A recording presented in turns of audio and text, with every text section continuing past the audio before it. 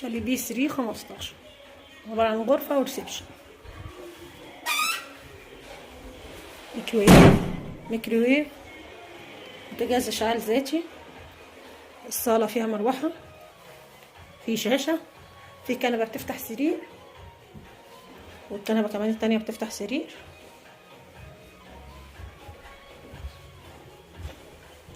حمام، في سخان، في دش وقاعدة، في غسالة ودي.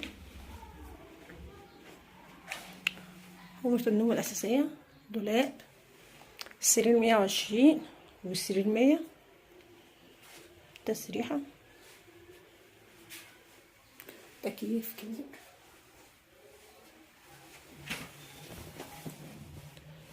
الفيو هنا على مدخل العمارة.